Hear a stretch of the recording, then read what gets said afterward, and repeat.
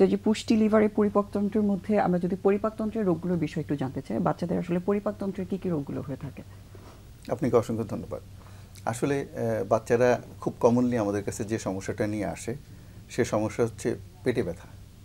এবং সেই পেটে ব্যথার সাথে যদি আমরা খুব সহজভাবে আলাদা করতে চাই, সেক্ষেত্রে হচ্ছে সবচেয়ে কমনলি আমরা পাই লুজ স্টুল বা পাতলা পায়খানা।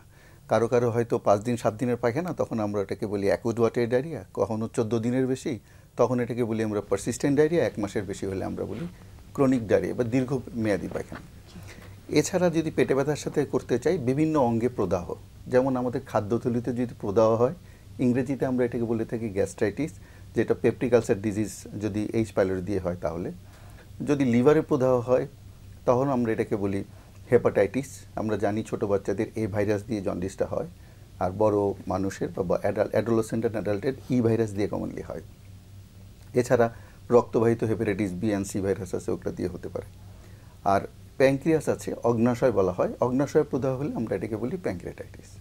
মোটা দাগে এই কয়টা। তবে কমনলি আমরা পেয়ে থাকি আসলে আমাদের বিভাগে, শিশু পুষ্টি লিভার পরিপাকতন্ত্র বিভাগে, বাংলাদেশ শিশু হাসপাতাল ইনস্টিটিউটে আমরা পেয়ে থাকি জন্ডিস নিয়ে প্রচুর বাচ্চা আসে। কারণ আপনারা জানেন, আমরা যখন একটা বাচ্চা স্কুলে যাবে আসলে, তখন বাচ্চা হাতের মুঠিতে কিছু টাকা না নিয়ে আসলে মুভ করতে চায় না, কারণ তারও স্কুলে অন্যান্য বাচ্চারা থাকে, তারাও কিছু খাবার নিয়ে আসে, একটু বাইরের থেকে কিনে খেতে চায়।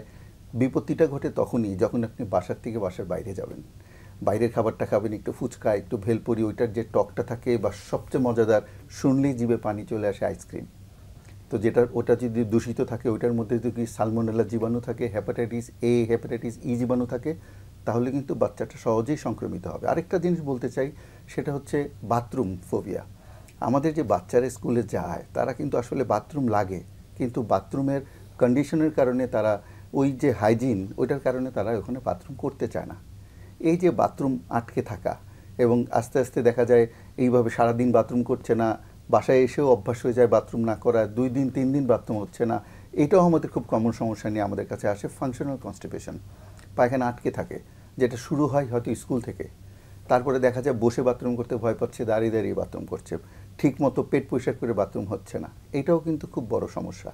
আশার আলো হচ্ছে, এই যে আমাদের পরিপাকতন্ত্রের যে রোগগুলো আছে, এই রোগগুলোতে কিন্তু আমরা অনেক ক্ষেত্রেই অনেকগুলো রোগের বিরুদ্ধে ভ্যাকসিন পেয়ে গিয়েছি আল্লাহর রহমতে। যেমন আমরা হেপাটাইটিস এ ভাইরাসের বিরুদ্ধে ভ্যাকসিন আছে, হেপাটাইটিস বি ভাইরাসের বিরুদ্ধে 2003 সাল থেকে গণপ্রজাতন্ত্রী বাংলাদেশ সরকার ভ্যাকসিনের ব্যবস্থা করেছে। তারপরে বর্তমানে আগামী মাস থেকে, যেটা সেপ্টেম্বর থেকে আসার কথা ছিল, আল্লাহর রহমতে আগামী মাসের অক্টোবরের 12 তারিখ থেকে আসছে। 9 মাস বয়স থেকে 15 বছর বয়সী কম যারা শিশু আছে, সবাই এই টিকার আওতায়। প্রায় 5 কোটি শিশু আশা করা যাচ্ছে এই টাইফয়েড কনজুগেট ভ্যাকসিন, যেটা আগে কখনো আমাদের দেশে আসেনি বা দেওয়া হয়নি।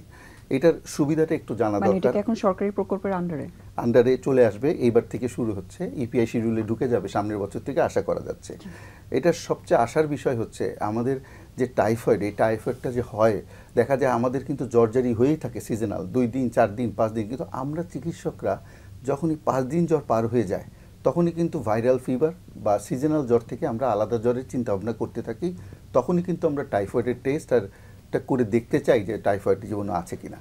এবং এটা এতটাই মারাত্মক, দেখেন অন্যান্য যে কোনো রোগে টাইফয়েডটায় 7 দিনের অ্যান্টিবায়োটিক দিলেই হয়, কিন্তু টাইফয়েডের 14 দিন অ্যান্টিবায়োটিক লাগে, সেটা ইনজেকশন ফর্মে হোক বা মুখে। এবং অনেক ক্ষেত্রেই মুখের ওষুধ দেখা যায় কাজ করতে চায় না, সেক্ষেত্রে হাসপাতালে ভর্তি হতে হয়, চিকিৎসা নিতে হয়। আপনি জানেন, একটা বাচ্চা হাসপাতালে ভর্তি হওয়া মানে পুরো পরিবারটা হাসপাতালে চলে যাওয়া, এবং কস্টিং বেড়ে যাওয়া, এবং এই আমাদের পরিবার তো এত সচ্ছল নয়, এবং তারপরে কিন্তু আলটিমেটলি দেশের সম্পদই ক্ষতি হচ্ছে। ভ্যাকসিনটার এত প্রয়োজনীয়তা কেন? 3টা কারণে আমি বলতে চাই ভ্যাকসিনটা খুব জরুরি। এবং আমি গণপ্রজাতন্ত্রী বাংলাদেশ সরকারকে ধন্যবাদ দিতে চাই যে তারা এরকম একটা ভ্যাকসিন আমাদের এনেছে যুগোপযোগী। কারণ আমাদের হাইজিনের অবস্থা আপনারা জানেন, আমরা রান্নাবান্না করার সময় যদি ঠিকভাবে রান্নার জিনিসপত্র ধুয়ে না নিই, বা বাথরুম করার পরেও যদি হাতটা ঠিকভাবে পরিষ্কার না করি, তখনও কিন্তু টাইফয়েডের সংক্রমণ হওয়ার সম্ভাবনা বেশি থাকে।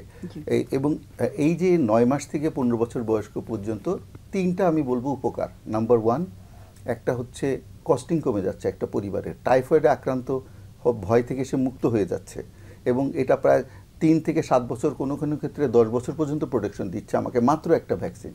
দ্বিতীয়, আমরা প্রচুর অ্যান্টিবায়োটিক ব্যবহার করি। অ্যান্টিবায়োটিক ব্যবহার করলে দেখা যায় এই টাইফয়েডের উপরই যে অ্যান্টিবায়োটিক আগে ব্যবহার করতাম সেটা এখন রেজিস্ট্যান্স ডেভেলপ হচ্ছে, তাহলে অ্যান্টিবায়োটিক রেজিস্ট্যান্স হচ্ছে না। অবশ্যই, এবং যেহেতু কমন একটা ডিজিজ এবং আমরা চাইলে যে রোগটাকে প্রিভেন্ট করতে পারছি উইথ ভ্যাকসিনেশন, অবশ্যই সেই সুযোগটা নেওয়া উচিত।